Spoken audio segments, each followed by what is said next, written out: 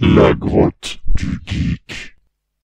Bonjour à tous, aujourd'hui on se retrouve pour un petit projet bien sympathique qui est en fait une barrière infrarouge. Alors pourquoi déjà? Bon, c'est très simple, j'ai un chat qui a décidé de faire ses besoins dans un coin de la maison et donc pour ça je dois faire un capteur qui est capable de détecter le franchissement d'une zone invisible. Donc le mieux c'est une barrière infrarouge. Alors tout le système est monté ici, il y a même une alarme en plus directement montée dessus.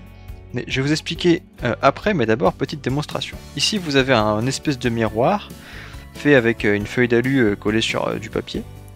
Et quand je coupe le miroir, j'ai une alarme qui se met à sonner. C'est pas mal quand même. Alors, pour l'explication, en fait c'est pas très compliqué. Mais on va d'abord se rapprocher de la machine et puis surtout je vais l'éteindre pour que ça sonne pas tout seul. Voilà, alors.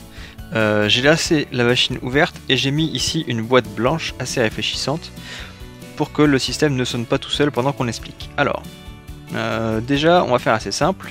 Ici j'ai utilisé un microcontrôleur, une petite board d'évaluation STM32 parce qu'en fait je voulais l'essayer, du coup c'était une bonne occasion de jouer avec ça. Ici, encapuchonné avec de l'adhésif noir, là, il y a une LED infrarouge. Et ici, là, c'est un récepteur infrarouge du même type que ceux qu'on trouve dans les téléviseurs. Quand on a, ici vous voyez la petite LED jaune au bout qui brille. Ah, je vais bouger le fil blanc. Voilà, quand la petite LED jaune qui est au bout brille, en fait ça veut dire que ici, le microcontrôleur, il pilote la LED et il émet un rayon infrarouge par ici. C'est pas un rayon infrarouge continu, ce sont des petites pulses, mais ça je vous montrerai tout à l'heure. Ici, le gros potentiomètre que vous voyez, ça me sert à régler la puissance lumineuse de la LED. En gros, une fois que moi j'ai réussi à mettre mon miroir en face, je vais baisser la puissance lumineuse jusqu'à ce que le machin il se mette à sonner, enfin qu'il détecte plus, et après je vais remonter un petit peu la puissance, parce qu'en fait si vous avez mis une puissance très puissante et que vous avez un objet qui passe très près, alors il va quand même refléter des infrarouges et on va quand même le voir. Donc pour éviter ça, je viens calibrer en fait finement par rapport à mon miroir la puissance lumineuse émise.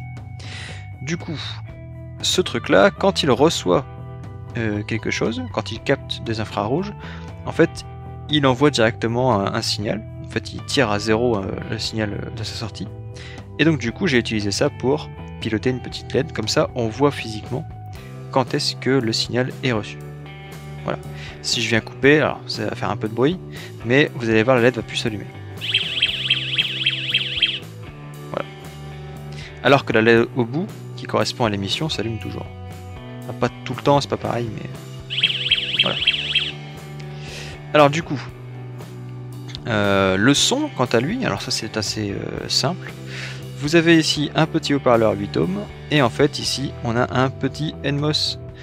Et c'est tout, je suis juste venu tirer Enfin j'ai relié d'un côté le haut-parleur à travers deux résistances aux 5 volts de la board qui vient de l'USB de mon PC.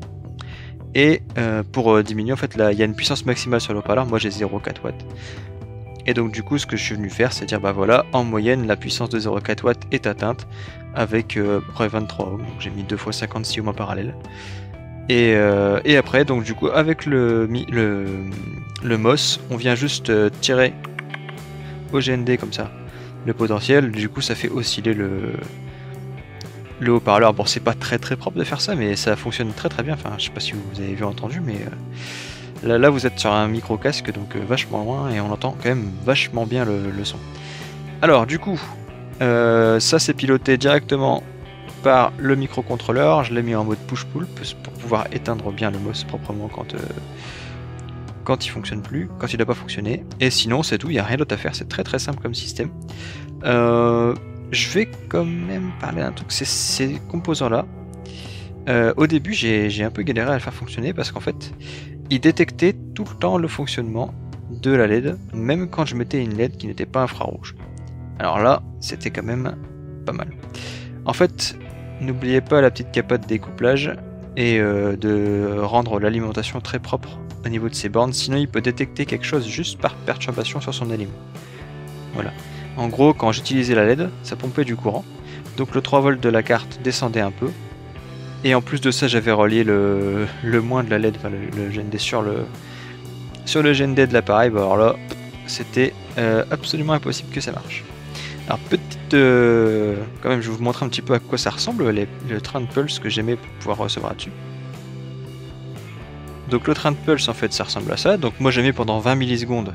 Donc c'est ici en jaune c'est ce que j'aimais, et là en fait en bleu c'est la sortie du composant. Donc vous voyez j'aimais en jaune ici, et je vais zoomer, on va encore zoomer, voilà, et en fait vous voyez que ici j'ai un signal qui est à peu près à 38 kHz, 37,96, et en fait quand on commence à émettre, au bout d'un petit moment le composant va détecter la lumière et clac, il va mettre sa sortie à 0. Et c'est comme ça que je détecte que c'est bon.